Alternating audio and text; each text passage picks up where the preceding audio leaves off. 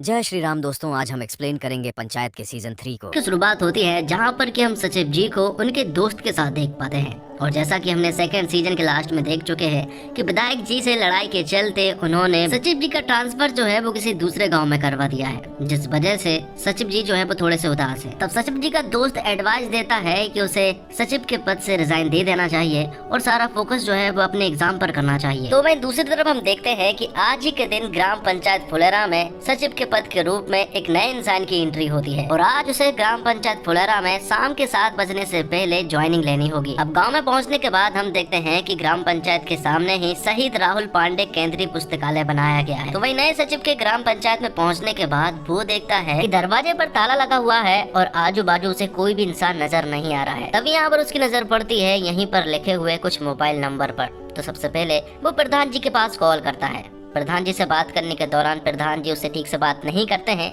और call cut कर देते हैं। जिसके बाद वो सहायक सचिव विकास के पास कॉल करता है और जैसे ही विकास को मालूम चलता है कि ये नए सचिव का नंबर है तो वो भी कॉल कट कर देता है। तब यहाँ पर नए सचिव को बिल्कुल भी समझ नहीं आ रहा था कि आखिर हो क्या रहा है। अब आगे प्रधान जी के पास विकास जाता है और यहाँ पर प्रधान जी विकास से कहते हैं कि वो नए सचिव पर नजर रखे कि आखिर वो वहाँ पर कर क्या रहा है और वो जो भी हरकत करे वो मुझे बताए, लेकिन दूर से। और फिर आगे हम विनोद और भूषण शर्मा और फिर बन राकस को देख पाते हैं जो कि आग को हवा देने का काम करता है। और यहाँ भी वो विनोद को उल्टी सीधी पट्टी पढ़ा रहा होता है। वो उसे बता रहा होता है कि ग्राम पंचायत में जो भी पैसा आता है उनसे कोई भी काम नहीं किया जाता है। और वो दोनों जब बात कर ही रहे होते हैं कि तभी यहाँ पर उनके पास नया सचिव आता है और जैसे ही भूषण को मालूम चलता है कि ये नया सचिव है तो वो उसे भी पट्टी पढ़ाना शुरू कर देता है और प्रधान जी के खिलाफ भड़काने की कोशिश भी करता है। लेकिन फिलहाल तो नए सचिव की प्रॉब्लम ये है कि गेट पर ताला लगा हुआ है और चाबी प्रधान जी के पास है, लेकिन वो सचिव से बात नहीं कर रहे हैं। और फिर थोड़ी देर के बाद यहाँ पर विकास आता है। विकास ग्राम पंचायत के सामने नए सचिव को देखने लगता है, लेकिन कहीं पर भी विकास को नया सचिव नजर नहीं आ रहा था। लेकिन तभी नया सचिव जो है विकास को देख लेता है और वो उसे अपने पास बुलाता है।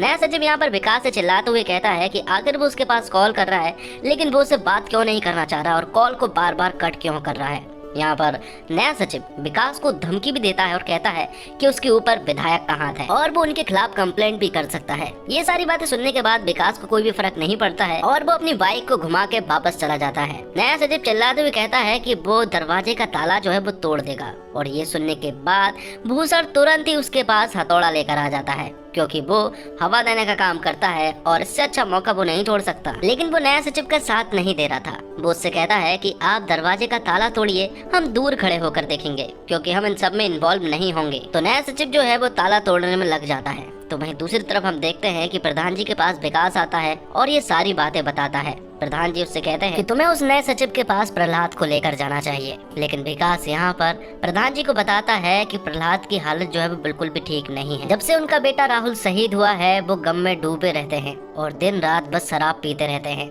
जिसके बावजूद विकास जो है वो उनके पास खाना लेकर जाता है और प्रहलाद जी को देखते हुए साफ नजर आता है कि उनकी हालत वाकई ठीक नहीं है। तो प्रहलाद के घर में कोई भी नहीं बचा है, लेकिन विकास जो है वो सुबह शाम प्रहलाद जी को खाना देने के लिए जाता है और कभी कभी प्रधान जी के घर से भी प्रहलाद के घर पर खाना चला जाता है क्योंकि वो लोग प्रहलाद का बहुत ज्यादा ख्याल रखते हैं। तो जब विकास यहाँ पर प्रहलाद जी को बताता है कि नए सचिव के पद पर कोई दूसरा इंसान आया है तो ये सुनने के बाद तो प्रहलाद और विकास जो है वो तुरंत ही ग्राम पंचायत में पहुंच जाते हैं। वहाँ पर वो अपनी खटिया भी लेकर जाते हैं और यहाँ भूषण और विनोद जो है वो दूर से देख रहे होते हैं। वो लोगों को भड़काता है और तमाशा देखता है और उसे इसी में मजा आता है। तो अब यहाँ पर विकास और प्रहलाद जो है वो पहुंच चुके थे। प्रहलाद देखता है कि नया सचिव जो है वो दरवाजा का ताला तोड़ रहा है। ये देखकर प्रहलाद जो है वो विकास से कहता है कि वो एक बड़ा सा बांस तोड़ कर ले आए और ये सुनने के बाद तो नए सचिव की सुट्टी पुट्टी गुल हो जाती है। वो समझ गया था कि अब उसकी पिटाई होने वाली है।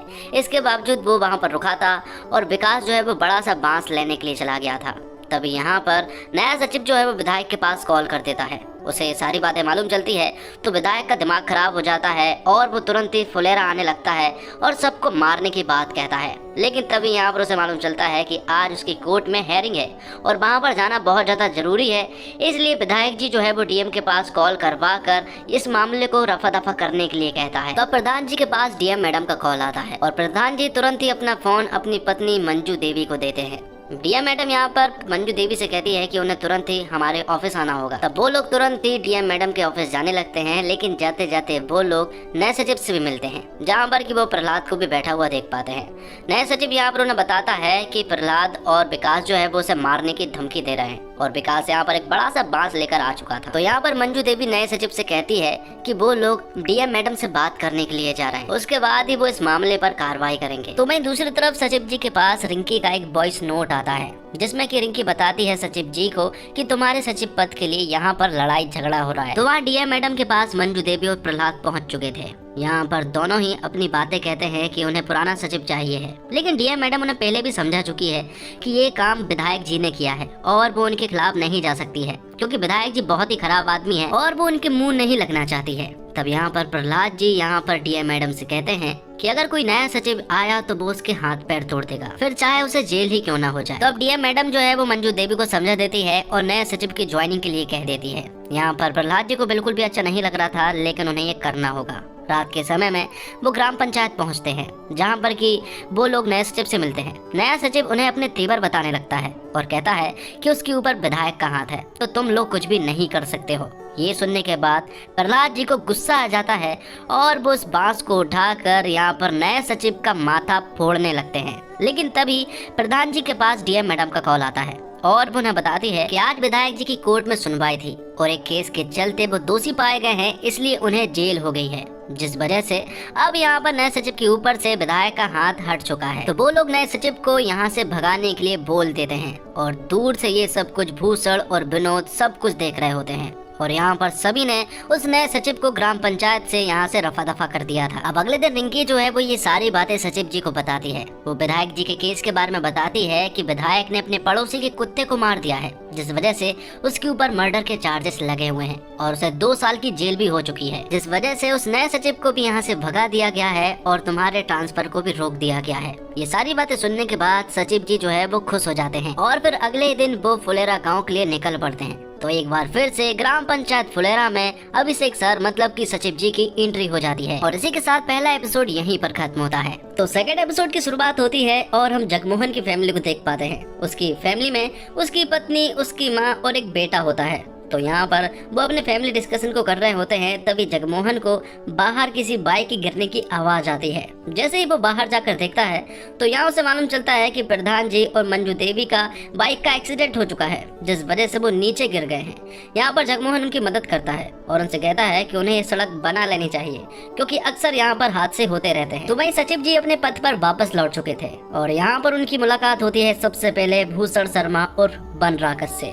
यहाँ पर वो बनराकस से कहते हैं कि उनका हथौड़ा जो है वो ग्राम पंचायत में ही रह गया है, तो वो उसे लेकर चले जाए, लेकिन बनराकस मना कर देता है कि उसका कोई हथौड़ा नहीं है। तब यहाँ पर अभिषेक सर उससे कहते हैं कि उसे बहुत अच्छे से मालूम है कि वो हथौड़ा तुम्हारा ही है। तो यहाँ पर बनराकस अपना हथौड़ा लेकर जाने लगता है और यहाँ पर वो अपनी निगाहों से सचिव जी को भी घूर रहा था, जिसके बाद सचिव जी अपनी पढ़ाई में लग जाते हैं क्योंकि एग्जाम नजदीक है।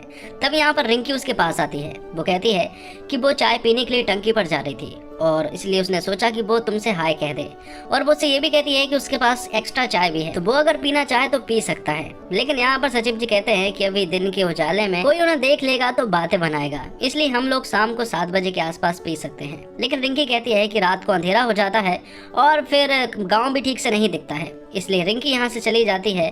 और यहाँ पर अभिषेक सर मतलब कि सचिव जी बहुत अच्छे से समझ चुके थे कि रिंकी कहीं ना कहीं उसे पसंद करती है। वो बाहर देखते हैं और यहाँ पर रिंकी भी टंकी पर जाकर चाय नहीं पीती है, बल्कि वो भी वापस अपने घर चली जाती है। तब ग्राम पंचायत में सचिव जी और विकास होते हैं। विकास सचिव जी से कहता है कि वो खाना खाने के लिए घर जा रहा है, लेकिन हमेशा विकास टिफिन लेकर आया करता था। विकास उसे बताता है कि प्रहलाद जी के साथ वो खाना खा लेता है, क्योंकि वो अक्सर अकेले रहते हैं, इसलिए उनसे मिलना जुलना भी हो जाता है। यहाँ पर सचिव जी कहते हैं कि जाते जाते वो अपना बांस का डंडा लेकर जाए, तो विकास जो है वो उस डंडे को सचिवालय के ऊपर फेंक देता है। अब आगे हम देखते हैं कि जगमोहन की माँ जो है वो ग्राम पंचायत में आती है। जगमोहन की माँ काफी रो रही थी, तो यहाँ पर सचिव जी जो है वो उन्हें पानी पिलाते हैं और उनसे पूछते हैं कि आखिर हुआ क्या है। तो यहाँ पर जगमोहन की माँ बताती है कि उसके लड़के ने उसे घर से बाहर निकाल दिया है और बाजू में ही एक झोपड़ी है, उसी झोपड़ी में वो रहती है। तो वो चाहती है कि प्रधानमंत्री आवास योजना के तहत जो घर बनाए जाते हैं उसके लिए भी एक घर बना दिया जाए। तो सचिव जी इसके लिए हाँ कर देते हैं और जाते जाते वो जगमोहन की माँ को एक लौकी भी दे देते हैं ताकि वो घर पर जाकर कुछ खाना बना सके। तो अब जगमोहन के घर के बाहर जो बाइक से एक्सीडेंट हुआ था उस वजह से मंजू देवी के पैर में मोच आ गई है और वो ठीक से चल भी नहीं पा रही है। तो यहाँ पर सचिव जी प्रधान जी को जगमोहन की माँ के बारे में सब कुछ बता देते हैं कि वो प्रधानमंत्री आवास योजना के तहत घर चाहती है क्योंकि जगमोहन ने उसे घर से बाहर निकाल दिया है। तो यहाँ पर प्रधान जी सचिव जी से कहते हैं कि तुम्हें एक बार जगमोहन की माँ के घर जाना चाहिए और सब कुछ देख कर आना चाहिए। तो वो वहाँ जाने लगता है।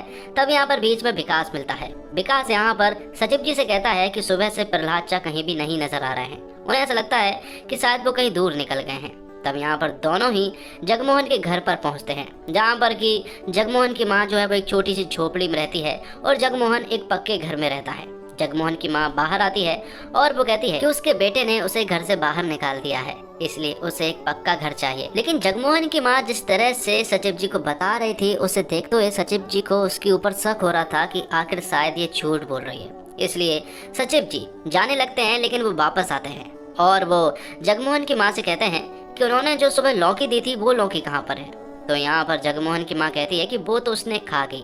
तब यहाँ पर उन्हें पूरी तरह से शक होता है। तो वो जगमोहन के घर में जाते हैं और कहते हैं कि उन्हें कुछ चीज ढूंढनी है और वो जगमोहन के घर पर लौकी ढूंढना शुरू कर देते हैं और ढूंढते ढूंढते उन्हें लौकी भी मिल जाती है, जिससे कि सचिव जी को मालूम चल जाता है कि वो लोग नाटक कर रहे हैं। उन्हें एक और पक्का घर चाहिए था, इसलिए वो ये सब कुछ नाटक कर रहे थे क्योंकि जगमोहन का घर जो है वो एक छोटा सा घर है, इसलिए उन्हें एक और घर चाहिए। लेकिन यहाँ पर सचिव जी साफ मना कर देते हैं। तो जगमोहन यहाँ पर सचिव जी को धमकी देते हुए कहता है कि अगर उन्होंने मेरी बात नहीं मानी तो वो पूरे गांव में बता देंगे कि प्रधान जी और मंजू देवी जो है वो मेरे घर के सामने गिर गए थे, फिर पूरे गांव में उनका मजाक उड़ाया जाएगा। लेकिन सचिव जी उसकी बात ना सुन के सीधे सचिवालय आ जाते हैं जहाँ पर की सारी बात प्रधान जी को बताई जाती है। प्रधान जी कहते हैं कि अगर पॉसिबल हो तो जगमोहन की माँ को हम एक घर दे सकते हैं, लेकिन सचिव जी कहते हैं कि ये पूरी तरह से इलीगल होगा और फ्रॉड के केस में उसकी नौकरी भी जा सकती है, इसलिए सचिव जी साफ मना कर देते हैं। तो प्रधान जी के पास कोई और चारा नहीं था, इसलिए वो मंजू देवी को सचिवालय लाने लगते हैं। उनसे ठीक से चलते नहीं बन रहा था और इसी की मजबूरी का फायदा जो है प्रधान जी उठाना चाहते थे। तो मंजू देवी भी यहाँ पर अभिषेक सर मतलब कि सचिव जी से कहती है कि उन्हें जगमोहन की माँ को घर दे देना चाहिए। लेकिन यहाँ पर सचिव जी उन्हें समझाने की कोशिश करते हैं कि अगर लोगों को मालूम चल गया कि वो लोग एक ही घर में रहते हैं तो हमारे ऊपर कार्रवाई हो सकती है। तो यहाँ पर प्रधान जी कहते हैं कि अगर हम दोनों की झूठ मूठ की लड़ाई करा दे और सचमुच ही जगमोहन की माँ को कुछ दिनों के लिए झोपड़ी में रहने के लिए कह दे तो उनके लिए ये काम हो सकता है। तो यहाँ पर सचिव जी को आखिरकार मानना ही पड़ता है। वो लोग तुरंत ही जगमोहन के घर पर पहुँचते हैं और उन्हें बताते हैं कि तुम्हें एक झूठ मूठ की लड़ाई करनी होगी और सभी को ऐसा लगना चाहिए कि ये लड़ाई रियल है और तुम्हारी माँ को कुछ दिनों के लिए झोपड़ी में रहना होगा। ये सुनने के बाद जगमोहन भी उनकी बातों को मान लेता है और उनके जाने के बाद थोड़ी ही देर के बाद जगमोहन जो है वो अपनी माँ से लड़ाई करने लगता है और उन्हें बेरहमी के साथ झोपड़ी में जाने के लिए मजबूर करने लगता है।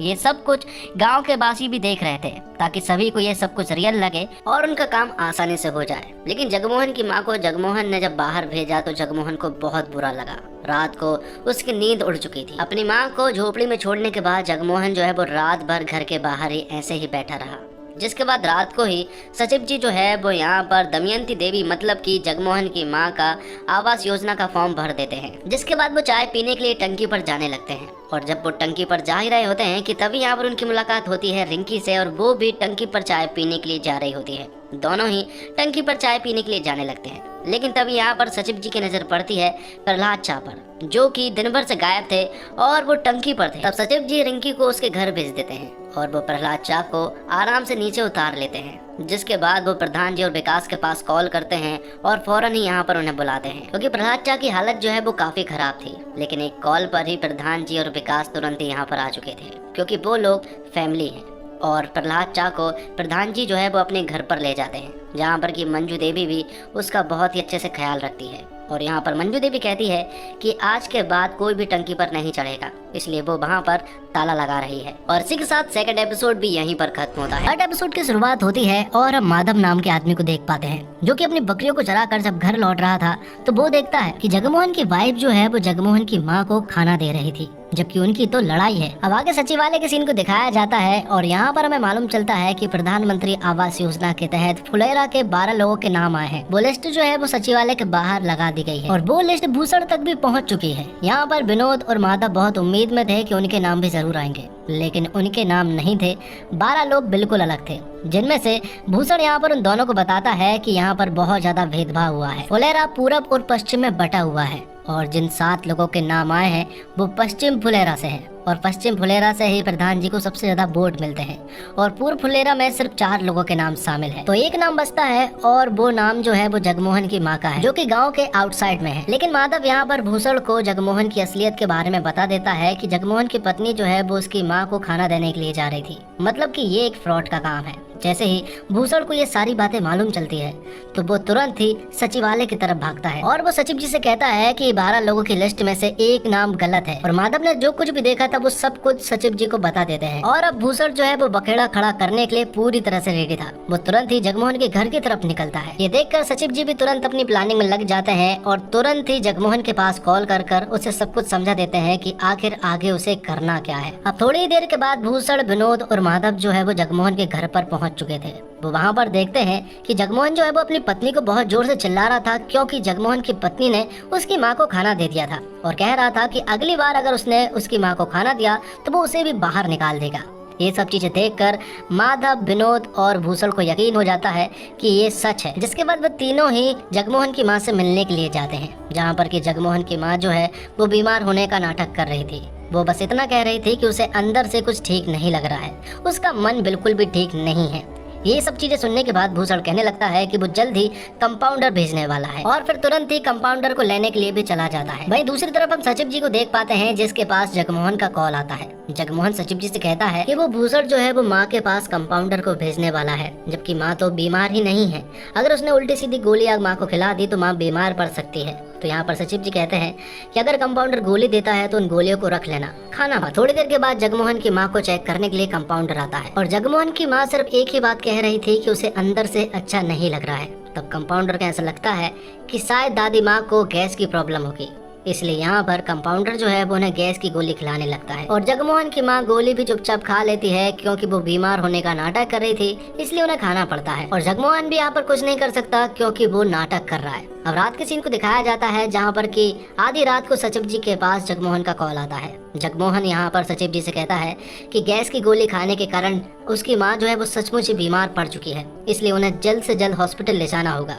तब यहाँ पर सचिव जी तुरंत ही प्रहलाद चा के पास जाते हैं और गाड़ी का जुगाड़ करने के लिए कहते हैं। वो तुरंत ही एक टेम्पो वाले के पास जाते हैं जिसने एक पौवा पिया हुआ था, इसलिए वो टेम्पो नहीं चला सकते थे। इसलिए टेम्पो जो वो प्रहलाद चा चलाने वाले थे, लेकिन उन्होंने भी पहले से एक खंबा कटकाया हुआ था, इसलिए टेम्पो को ना चाहते हुए भी सचिव जी को ही चलाना पड़ता है। और जैसे तैसे करके वो टेम्पो को जगमोहन के घर पर ले जाते हैं, जिसके बाद वो सभी मिलकर जगमोहन की माँ को क्लिनिक ले जाते हैं। क्लिनिक पहुंचने के पर हमें मालूम चलता है कि जगमोहन की माँ को कुछ भी नहीं हुआ था, बस थोड़ी सी कमजोरी थी, इसलिए यहाँ पर जगमोहन थोड़ा रिलैक्स फील करता है। बाहर आने पर वो कहता है कि एक रात का खर्चा बहुत ज़्यादा हो जाएगा और वो इतने पैसे कहाँ से लाएगा। तो यहाँ पर प्रहलाद चा कहते हैं कि उसके पास बहुत पैसा है, तो पैसे की चिंता करने की कोई भी जरूरत नहीं है। ये सुनने के बाद जगमोहन जो है वो प्रहलाद चा के गले लग जाता है। अगले दिन जगमोहन की माँ घर पर वापस आ चुकी थी, लेकिन वो जगमोहन के घर पर नहीं जाते हुए अपनी झोपड़ी में वापस चली जाती है, क्योंकि उन्हें अपना घर चाहिए था और रोल भी प्ले करना है, भले ही उनकी तबीयत खराब ही क्यों ना हो। लेकिन अब ये सब कुछ जगमोहन को बिल्कुल भी देखा नहीं जा रहा था, इसलिए वो तुरंत ही प्रहलाद चा के पास जाता है और कहता है कि उसे प्रधानमंत्री आवास योजना का पैसा नहीं चाहिए है, बस उसे अपनी माँ चाहिए है। अगर उसने घर अलग बना भी लिया तो उसकी माँ अलग रहेगी, क्योंकि उसे तो अपनी माँ के साथ रहना है। तो प्रहलाद चा के दिमाग में एक आइडिया आता है और वो जगमोहन की माँ को अपने साथ ले जाने लगते हैं। वो सीधा उन्हें अपने घर ले जाते हैं और अपना बहुत बड़ा घर बताते हैं। और यहाँ पर इमोशनल होते हुए प्रहलाद चा उन्हें बताते हैं कि इस घर में कोई भी नहीं है और ये घर जो है वो मुझे काटने के लिए दौड़ता है। प्रहलाद चा यहाँ पर दादी को बहुत ज्यादा समझाते हैं कि उन्हें एक साथ रहना चाहिए, और बहुत समझाने के बाद दादी भी समझ चुकी थी और अब वो जगमोहन के घर पर ही रहने के लिए आ गई थी। और यहाँ पर सारे कैरेक्टर मौजूद थे, जैसे कि भूषण, विनोद और माधव, और यहीं पर सचिव जी और विकास भी मौजूद थे। तो अब एक नाम कैंसिल हो चुका है, तो आखिरकार वो एक नाम किसको मिलेगा, और वो डिसाइड करेंगे प्रधान जी। और इसी के साथ एपिसोड 3 भी यहीं पर खत्म होता है। अब फोर्थ एपिसोड की शुरुआत होती है जहां पर कि पंचायत में बोर्ड मीटिंग शुरू होने वाली थी, लेकिन जैसे ही मीटिंग शुरू होने वाली थी कि उससे पहले ही भूषण अपनी टीम के साथ आ जाता है और सभी से कहने लगता है कि एक बहुत बड़ा फ्रॉड हुआ है। वो बताता है कि गाँव वालों के साथ कैसा भेदभाव हो रहा है। वो बताता है कि पश्चिम फुलेरा से प्रधानमंत्री आवास योजना में 8 लोगों के नाम आए हैं, जबकि पूर्व फुलेरा से सिर्फ और सिर्फ 4 लोगों के नाम आए हैं। ये सरासर राजनीति है, क्योंकि प्रधान जी को पश्चिम फुलेरा से सबसे ज्यादा वोट मिलते हैं, इसलिए उन्होंने प्रधानमंत्री आवास योजना में उन्हीं के नाम डाले हैं। यहाँ पर भूषण जो है वो प्रधान जी को बहुत ही ज्यादा उल्टी सीधी बातें सुनाता है और हद से ज्यादा बेइज्जती कर देता है, जिससे कि प्रधान जी का भी मुंह पूरी तरह से उतर जाता है। और यहीं पर भूषण जो है वो अगले प्रधान की दावेदारी भी पेश कर जाता है, जिसके बाद हम सचिव जी को देख पाते हैं, जो कि रिंकी के पास कॉल करता है। रिंकी यहाँ पर सचिव जी को बताती है कि घर में बहुत बुरा हाल है, मम्मी पापा बुरी तरह से लड़ रहे हैं, इसलिए उसका मन कर रहा है कि वो फकोली बाजार चली जाए, लेकिन कैसे जाए ये समझ नहीं आ रहा है। इसलिए सचिव जी रिंकी से कहते हैं कि वो उसे छोड़ देगा और वो भी बाजार घूम आएगा। तो वही मंजू देवी और प्रधान जी का झगड़ा जो है वो बढ़ता जा रहा था और वो रुक ही नहीं रहे थे। दोनों एक दूसरे को बुरी बुरी बातें सुना रहे थे। तो वही दूसरी तरफ सचिव जी और रिंकी जो है वो फकौली बाजार घूमने के लिए निकल पड़ते हैं। दोनों आपस में बहुत सारा टाइम स्पेंड करते हैं और कुछ मंदिर भी घूम कर आते हैं। यहाँ पर दोनों डिस्कस करते हैं, क्योंकि रिंकी को MBA करना है, जबकि वो पढ़ाई में ज्यादा तेज नहीं है। इसके बावजूद सचिव जी रिंकी को सपोर्ट करते हैं, क्योंकि सचिव जी भी कहीं ना कहीं रिंकी को पसंद करते हैं और रिंकी भी कहीं ना कहीं सचिव जी को पसंद करती है। अब आगे हम देखते हैं कि भूषण की पूरी टोली, मतलब कि विनोद, माधव और उनकी धर्म पत्नी जो है वो विधायक जी से मिलने के लिए जा रहे थे, क्योंकि वो हाल ही में बेल पर लौटे हैं। इसलिए वो उनसे कहने वाले थे कि अगला प्रधान जो है वो वही बनने वाले हैं और उन्हें बदला लेने में आसानी होगी। जिसके बाद वो तुरंत ही विधायक जी के पास पहुंच जाते हैं। विधायक जी यहाँ पर उनसे बात करते हैं और बताते हैं कि वो उनकी किस तरह से मदद कर सकते हैं। तो यहाँ पर भूषण उन्हें बताता है कि वो फुलेरा गांव से शांति का प्रस्ताव लेकर आया है और फुलेरा में अगले प्रधान की दावेदारी भी रखना चाहता है, जिस पर विधायक जी कहते हैं कि इसमें हमारा क्या फायदा होगा। तो यहाँ पर भूषण उन्हें बताता है, प्रधान जी और सचिव ने आपकी बहुत बेइज्जती की है, आप उन सभी का बदला ले सकते हैं मुझे प्रधान बनाकर। सिर्फ आपको एक काम करना होगा और वो काम ये होगा कि आपको फुलेरा की सड़क बनानी होगी। जिस पर कि विधायक जी मान जाते हैं और कहते हैं कि उनके ऊपर विधायक का फुल सपोर्ट रहेगा। और प्रधान बनने से पहले ही यहाँ पर विनोद और माधव जो है वो आपस में झगड़ने लगते हैं उप प्रधान को लेकर, लेकिन बाद में सभी लोग शांत हो जाते हैं। अब आगे हम देखते हैं सचिवालय में सचिव जी और विकास को। तभी यहाँ पर प्रहलाद चाहते हैं और वो उनसे पूछते हैं कि आखिरकार प्रधान जी कहाँ पर हैं। उनके हालचाल किसी ने भी नहीं पूछे थे, क्योंकि उनकी हालत भी थोड़ी ठीक नहीं है, क्योंकि पूरे गांव के सामने भूषण ने उनकी बेइज्जती की है और उन्हें कुछ भी समझ नहीं आ रहा था। तभी व्हाट्सएप के पंचायत ग्रुप में हाय का मैसेज आता है, जो कि प्रहलाद चा ने किया था, और देखते ही देखते विकास और सचिव जी भी मैसेज हाय कर देते हैं। जिसके बाद तो सभी को मालूम है कि आगे क्या होने वाला है और वो सभी मिलकर शराब पीते हैं। यहाँ पर प्रहलाद चा प्रधान जी से कुछ बात करने वाले थे। वो कहते हैं कि हमसे गलती तो जरूर हुई है, क्योंकि पश्चिम फुलेरा में हमने 8 लोगों के शामिल कर दिए हैं। इसमें आपकी भी गलती है और मेरी भी गलती है, लेकिन गांव वाले मेरी गलती नहीं मानते हैं, वो भी राहुल की वजह से।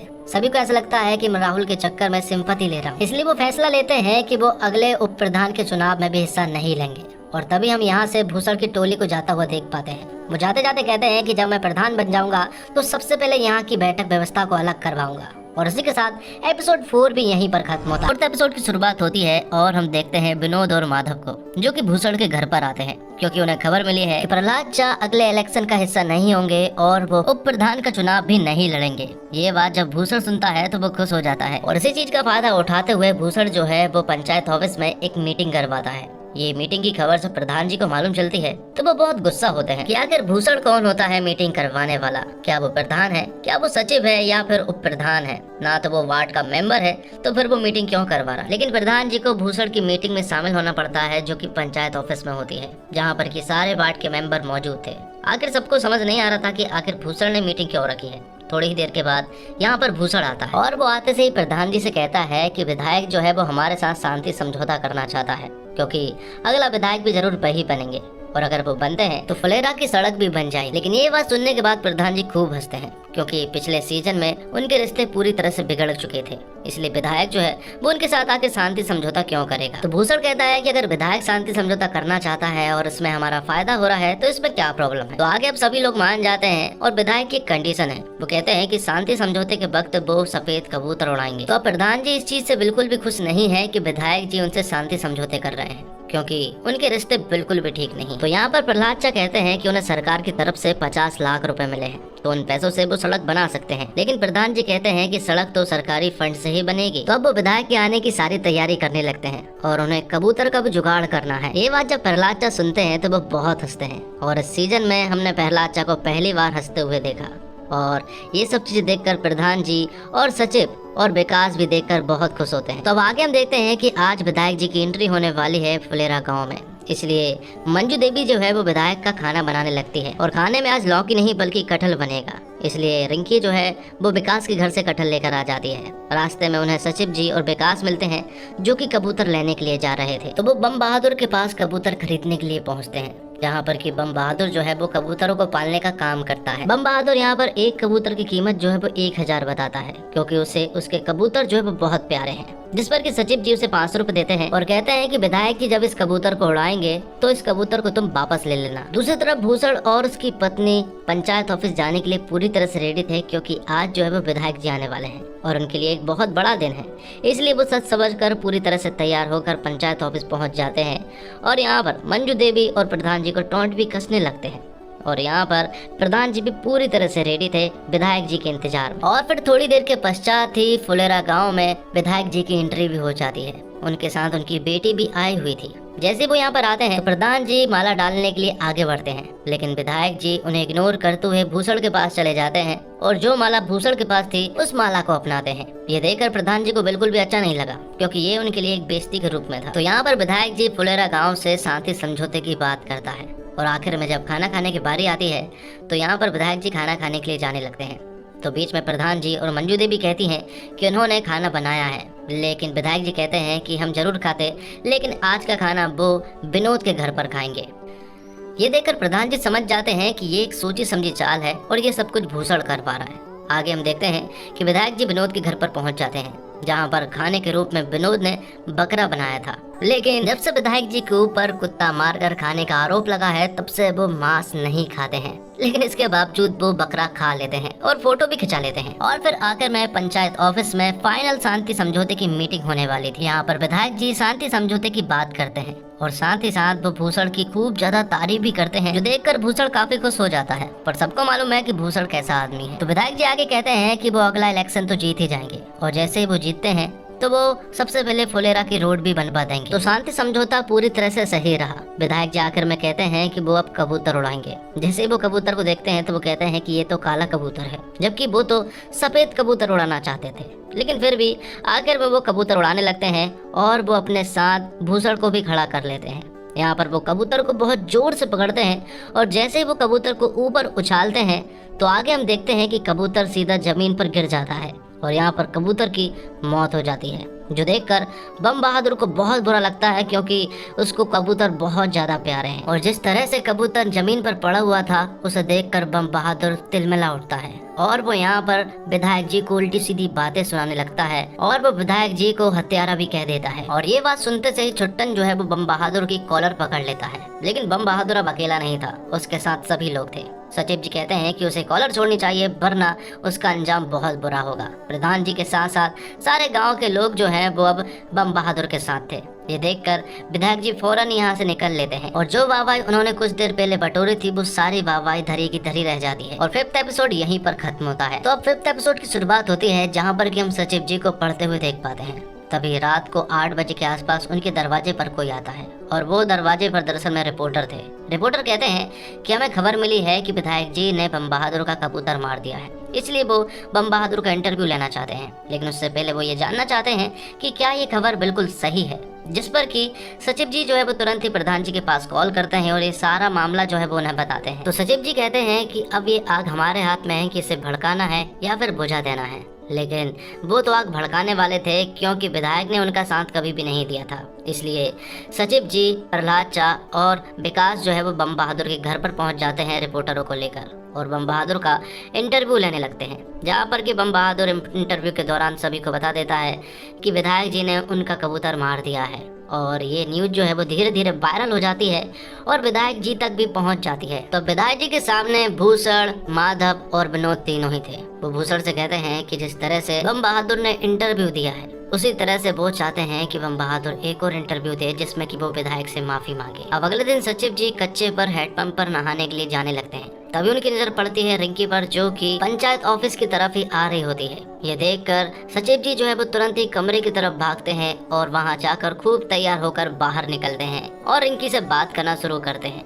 रिंकी दरअसल यहाँ पर MBA की कुछ किताब लेने के लिए आई थी, क्योंकि वो MBA करना चाहती थी, लेकिन इतनी सारी मोटी मोटी बुक को देखकर वो घबरा जाती है और एक सिंपल सी बुक मांगती है। आगे हम देखते हैं कि बम बहादुर की रक्षा करना अब प्रधान जी के हाथ में था, क्योंकि जिस तरह से उसने इंटरव्यू दिया था तो अब उन्हें ऐसा लगता है कि विधायक जो है वो बम बहादुर के ऊपर अटैक करवा सकता है। इसलिए वो पंचायत ऑफिस में ही उसका एक बिस्तर लगा देते हैं और यहीं पर रहने के लिए कहते हैं। साथ ही हथियार के रूप में वो उसे वही बांस देते हैं जो कि उन्होंने नए सचिव को मारने के लिए बुलाया था।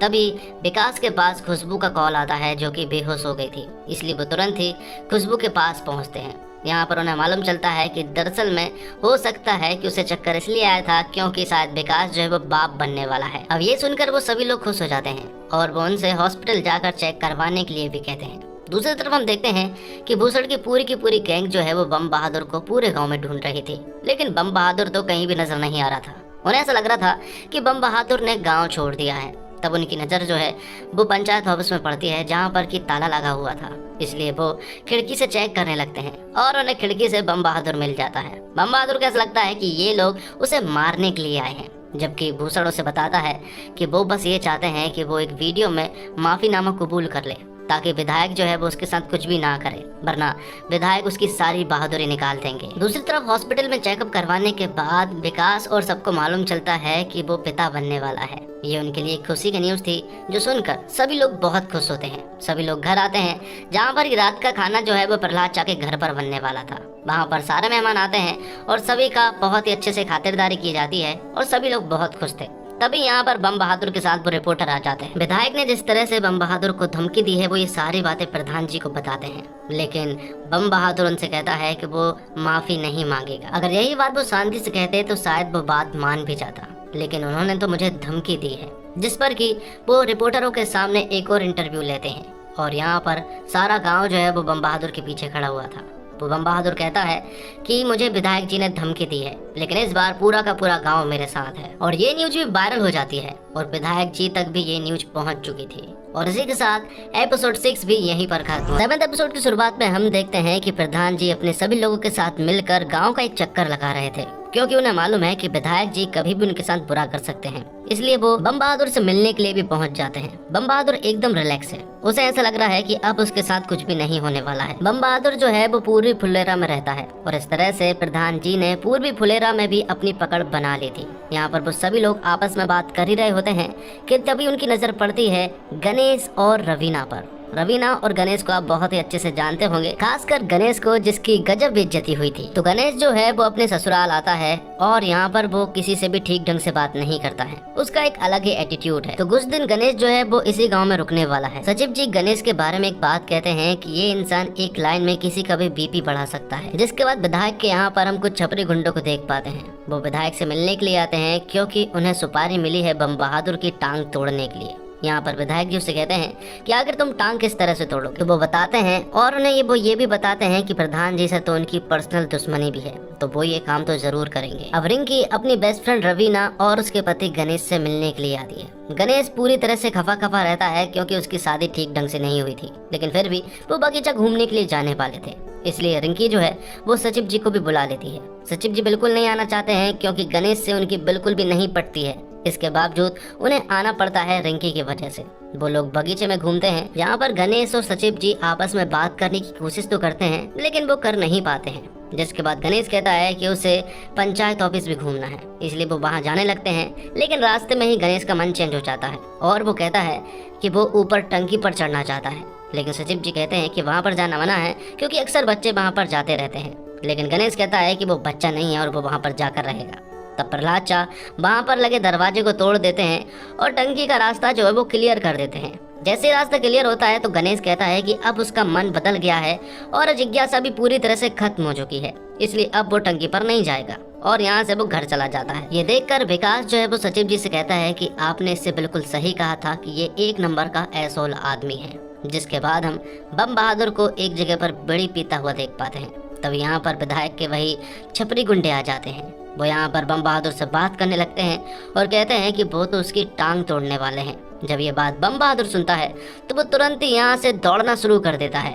वो दोनों ही उसका पीछा तो करते हैं लेकिन वो उसका पीछा नहीं कर पाते हैं क्योंकि बम बहादुर बहुत तेज भागता है। वो सीधा पंचायत ऑफिस पहुंचता है जहां पर कि सभी लोग मौजूद थे। वो प्रधान जी को बताता है और वो उनका रास्ता देखने लगते हैं, लेकिन अभी तक तो कोई भी नहीं आया था। तो वो छपरी गुंडे जो है वो खाली हाथ ही विधायक के पास पहुंच जाते हैं। विधायक जी को बड़ा बुरा लगता है कि वो ये काम नहीं कर पाए हैं, इसलिए वो लोग उन्हें खरी खोटी सुनाते हैं और उन्हें अपने घर से बाहर भगा देते हैं। अब पंचायत ऑफिस में एक मीटिंग थी। यहाँ पर भूषण भी आता है और वो कहता है कि जिस तरह से विधायक ने हमारे ऊपर हमला किया है हम उसके ऊपर क्या कार्रवाई करेंगे। तो यहाँ पर प्रधान जी भूषण को पंचायत ऑफिस से भगा देते हैं क्योंकि उन्हें मालूम है कि अगर इसे कुछ भी बताया तो ये फौरन जाकर विधायक जी को सब कुछ बता देगा, इसलिए वो उसे भगा देते हैं। जिसके बाद वो प्लानिंग करने लगते हैं। सचिव जी कहते हैं कि हाल ही में खबर आई है कि विधायक जी अपना घोड़ा बेचना चाहते हैं और अगर ऐसे में वो घोड़ा हम खरीद ले तो मजा ही आ जाएगा, क्योंकि विधायक जो है वो फुलेरा से नफरत करता है और वो घोड़ा हम खरीद लेंगे तो उसकी बेइज्जती हो जाएगी, क्योंकि विधायक जी जो है वो अपने घोड़े को बहुत ज्यादा पसंद करते हैं, अपने बेटे की तरह मानते हैं। और दरअसल में विधायक जी अपने घोड़े को इसलिए बेचना चाहते हैं क्योंकि विधायक के पंडित जी ने कहा है कि तुम्हें कुछ दिन जीव जंतुओं से दूर रहना चाहिए, क्योंकि कभी वो कुत्ता मार देते हैं तो कभी कबूतर। पर प्रॉब्लम ये है कि विधायक जो है वो अपने घोड़े को फुलेरा के किसी भी आदमी को नहीं बेचेंगे, उन्हें किसी दूसरे आदमी की जरूरत थी, इसलिए वो लोग गणेश की मदद लेते हैं। वही आदमी है जो कि दूसरे गाँव का है और वो मदद कर भी सकता है। तब यहाँ पर प्रहलाद चा 5 लाख रुपए लेकर आ जाते हैं घोड़े को खरीदने के लिए। वो यहाँ पर पैसा खर्च नहीं कर रहे थे क्योंकि उन्हें घोड़ा पसंद था, इसलिए वो खर्च कर रहे थे। गणेश के साथ रवीना और रिंकी भी जाने वाली थी और साथ में सचिव जी भी। थोड़ी देर के बाद ही गणेश जो है वो पूरी तरह से रेडी होकर आ जाता है। रास्ते में वो जाने लगते हैं और रास्ते में यहाँ पर सचिव जी जो है वो गणेश को धन्यवाद कहते हैं कि वो उनकी मदद करने के लिए मान गया है और गणेश ने भी अपनी सारी पुरानी बातों को भुला दिया था। साथ ही वो सचिव जी से कहता है कि वो रिंकी के साथ पीछे जाकर बैठ जाए और रवीना भी यही चाहती थी, इसलिए उन दोनों को पीछे बिठा दिया जाता है और उन्हें मालूम है कि दोनों एक दूसरे को पसंद करते हैं, इसलिए उन दोनों को वो साथ में रखना चाहते थे। साथ ही वो कहते हैं कि जब वो घोड़ा की खरीदी करने जाएंगे तो वो मार्केट घूमने के लिए चले जाएं। जिसके बाद गणेश और रवीना जो है वो घोड़ा खरीदने के लिए पहुंच जाते हैं। यहाँ पर हम देखते हैं कि गणेश को घोड़े की अच्छी खासी नॉलेज है और उस घोड़े का दाम लगभग 5 लाख रुपए के आसपास था, तो वो लोग उस घोड़े को खरीद लेते हैं। लेकिन यहाँ पर विधायक जी जो है वो अपने घोड़े के साथ बहुत रोते हैं। वो अपने घोड़े को बेटे की तरह मानते हैं, इसलिए उनका बिल्कुल भी मन नहीं हो रहा था कि अपने घोड़े को वो अपने से अलग कर ले। लेकिन फिर भी विधायक जी को घोड़े को दूर तो भेजना होगा क्योंकि पंडित जी ने कहा है। जिसके बाद गणेश जो है वो घोड़े को फुलेरा लेकर आ जाता है, जहाँ पर कि सभी लोग गणेश को अपने कंधे पर उठा लेते हैं और उसकी जय जयकार करने लगते हैं क्योंकि उसने ये बहुत बड़ा काम किया था। और सभी लोग यहाँ पर गणेश की तारीफ कर रहे थे। गणेश भी फूला नहीं समा रहा था और थोड़ी देर के बाद ही वो सभी लोग मिलकर घोड़े को लेकर गांव में घूमने लगते हैं। लेकिन तभी ये सब कुछ होता हुआ भूषण देख लेता है और वो तुरंत ही ये सारी खबर विधायक जी को बता देता है। विधायक जी जब ये खबर सुनते हैं तो वो आग बबूला हो जाते हैं। आज तक उन्होंने जितना कभी गुस्सा नहीं किया था उन्होंने आज किया था और वो सारे हथियार और बंदूकों को लेकर फुलेरा की तरफ बढ़ते हैं। आज तो वो फुलेरा में खून की होली खेलने वाले थे, लेकिन तभी रास्ते में भूषण मिलता है। भूषण हाथ जोड़कर विधायक जी से विनती करता है कि वो फुलेरा के ग्राम वासियों का कुछ भी ना करें, लेकिन विधायक जी ने तो पूरी तरह से ठान लिया है कि वो तो सबको मार कर आएंगे। इसके बावजूद वो 2 घंटे का टाइम देते हैं कि 2 घंटे के अंदर अगर उनका घोड़ा उन्हें मिल गया तो वो यहाँ से चुपचाप चले जाएंगे, वरना वो सभी को मार डालेंगे। ये सुनकर भूषण जो है वो तुरंत ही पंचायत ऑफिस आता है और वो बताता है कि विधायक जी हथियारों से लैस अपनी पूरी की पूरी फौज लेकर आए हैं। अगर उनका घोड़ा वापस नहीं किया गया तो वो सभी को मार डालेंगे। लेकिन फुलेरा की भी कोई इज्जत है, अगर वो घोड़े को इस तरह से वापस कर देंगे तो ये उनकी हार होगी। इसलिए सभी लोग डिसाइड करते हैं कि वो भी पूरी तरह से तैयार होंगे और वो घोड़े को वापस नहीं करेंगे, बस पहली गोली हमारी तरफ से नहीं चलेगी। जिसके बाद जिसके घर जो भी हथियार है वो सभी को इकट्ठा करने लगे। सभी लोग अपने अपने हथियार लेकर पंचायत ऑफिस के पास पहुंच जाते हैं और खड़े हो जाते हैं और गांव के सभी लोग भी उनका साथ दे रहे थे। तो अब विधायक जी से लड़ने के लिए गांव के सभी लोग पूरी तरह से रेडी थे। यहाँ पर हम देखते हैं भूषण को, जो कि कहता है कि अब टाइम आ गया है बलिदान का। राजनीति में सबसे बड़ा काम होता है बलिदान। जिसके बाद हम देखते हैं कि सभी लोग विधायक जी का इंतजार कर रहे थे। विधायक जी तो नहीं आते हैं, लेकिन यहाँ पर भूषण की टोली आ जाती है और वो पंचायत ऑफिस के सामने चटाई बिछाकर बैठ जाते हैं और कहते हैं कि पहली गोली हम खाएंगे। अब ये बात जब डीएम मैडम को मालूम चलती है कि विधायक जी जो है वो फुलेरा में आतंक मचाने जा रहे हैं, तो यहाँ पर वो कुछ ऑफिसरों को भेजते हैं, लेकिन विधायक जी उनकी भी बात नहीं मानते हैं। तो वो ऑफिसर फुलेरा गाँव में आ पहुँचते हैं। वो यहाँ पर प्रधान जी से बात करते हैं, लेकिन ये लोग भी बिल्कुल भी नहीं मान रहे थे। और वो जब बात कर ही रहे होते हैं कि तभी यहाँ पर विधायक जी अपनी पूरी की पूरी फौज की एंट्री करते हैं, जहाँ पर सभी के पास हथियार थे।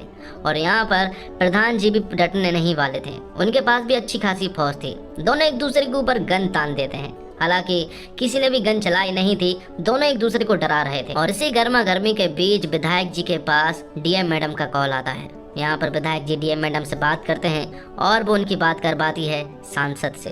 और जब सांसद की बात विधायक जी से होती है तो वो सरेंडर हो जाते हैं और कुछ भी नहीं करते हैं, क्योंकि उन्हें मालूम चल गया था कि अगर उन्होंने कुछ भी किया तो बहुत कुछ गलत हो सकता है। इसलिए विधायक जी अपने कदम पीछे ले लेते हैं और सारी की सारी फौज को लेकर वापस हो जाते हैं।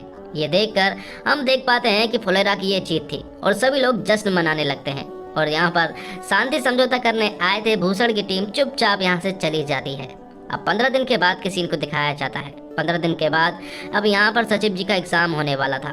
वो अपने एग्जाम के लिए पूरी तरह से रेडी थे। वो बनारस जाने वाले थे एग्जाम देने के लिए, और बीच में ही भूषण यहाँ पर बैठा हुआ था और वो उन्हें देख रहा था। तभी वो किसी के पास कॉल करता है और कुछ खबर देता है। तो अब सभी लोग सचिव जी को बस स्टैंड के पास छोड़ने के लिए आते हैं, जहाँ पर कि थोड़ी देर के बाद बस आने लगती है। सचिव जी बस में बैठने वाले थे, लेकिन उससे पहले ही बाइक पे सवार 2 लड़के आते हैं और वो उनके ऊपर फायरिंग करना शुरू कर देते हैं, जिससे कि वो चारों ही अपनी जान बचाकर यहाँ से भागने लगते हैं। वो बाइक सवार जो है वो आगे निकल जाते हैं और सभी लोग सचिव जी को बस में बिठाने लगते हैं। लेकिन तभी वो देखते हैं कि वो बाइक सवार जो है वो वापस आ रहे थे, लेकिन सचिव जी का जाना जरूरी है क्योंकि उनका एग्जाम है। वो बाइक सवार वापस आते हैं और प्रधान जी विकास और प्रहलाद चा के ऊपर अंधाधुंध फायरिंग करना शुरू कर देते हैं। हालांकि अभी तक किसी को भी कोई भी गोली नहीं लगी थी। और फिर वो अपनी बाइक को छोड़कर यहाँ से भागना शुरू करते हैं। वो गुंडे जो है वो उनका पीछा कर रहे थे और उनके ऊपर गोलियां भी चला रहे थे। वो उनका पीछा ही नहीं छोड़ रहे थे और आखिर में वो तीनों ही इन गुंडों के हाथ पकड़े जाते हैं। और तभी विकास के पास सचिव जी का कॉल आता है, लेकिन विकास जो है वो सचिव जी को कुछ भी नहीं बताता है कि अगर कुछ भी बताया तो वो अपना एग्जाम छोड़कर वापस आ जाएंगे। तभी इन गुंडों ने प्रधान जी का नाम पूछा और आखिर में वो प्रधान जी को गोली मार देते हैं। जिसके बाद हम रात को सीन को देख पाते हैं, जहाँ पर कि सचिव जी अपना एग्जाम कंप्लीट करके तुरंत ही हॉस्पिटल आते हैं, जहाँ पर कि प्रधान जी एडमिट थे। वो देखते हैं कि प्रधान जी को गोली तो लगी है, लेकिन वो कंधे पर लगी है, इसलिए प्रधान जी खतरे से पूरी तरह से बाहर थे। लेकिन सचिव जी को बहुत गुस्सा आ रहा था, क्योंकि उन्हें मालूम है कि ये काम किसका है। ये काम विधायक का है और उन्हें इन्फॉर्मेशन भूषण ने दी होगी, इसलिए आग बबूला होकर वो हॉस्पिटल से बाहर निकलते हैं। बाहर निकलते से ही उनकी मुलाकात हो जाती है विधायक जी से। वो विधायक जी को चिल्लाने लगते हैं कि आखिर उन्होंने प्रधान जी के ऊपर गोली क्यों चलवाई। विधायक जी कहते हैं कि अगर उन्होंने गोली चलवाई होती तो आज प्रधान जी जिंदा नहीं होते। यहाँ पर दोनों के बीच गर्मा गर्मी हो गई थी और यहाँ पर भूषण जो है वो उल्टी सीधी बातें कह रहा था। लेकिन ये बातें सुनकर सचिव जी जो है वो भूषण को एक तमाचा दे मारते हैं, क्योंकि भूषण बहुत देर से प्रधान जी के बारे में उल्टा सीधा बकवास कर रहा था। जिसके बाद यहाँ पर उन दोनों पक्षों के बीच में लड़ाई शुरू हो जाती है। भूषण और सचिव जी एक दूसरे को पूरी तरह से मार रहे थे, तो कोई लठ लेकर एक दूसरे के ऊपर हमला कर रहा था। यहाँ पर विधायक जी भी लठ लेकर जंग में उतर आए थे, लेकिन सचिव जी विधायक जी को भी बहुत बुरी तरह से मारते हैं। आखिर में दोनों पक्षों को जेल हो जाती है और दोनों पक्ष जो है पुलिस स्टेशन में बैठे हुए थे। और यहीं पर बैठे बैठे वो देखते हैं एक न्यूज, जहाँ पर कि डीएम मैडम जो है वो इलेक्शन के बारे में बताती है। वो इलेक्शन की अनाउंसमेंट करती है कि इलेक्शन में क्या नहीं करना है और क्या करना है। इस पंचायती चुनाव की अनाउंसमेंट की न्यूज सुनकर प्रधान जी को भी होश आ चुका था। लेकिन सबसे बड़ी बात यह है कि आखिर प्रधान जी को गोली किसने मारी। अगर आपको मालूम हो तो कमेंट्स बॉक्स में जरूर बताइएगा। और इसी के साथ ये वेब सीरीज यहीं पर खत्म होगी।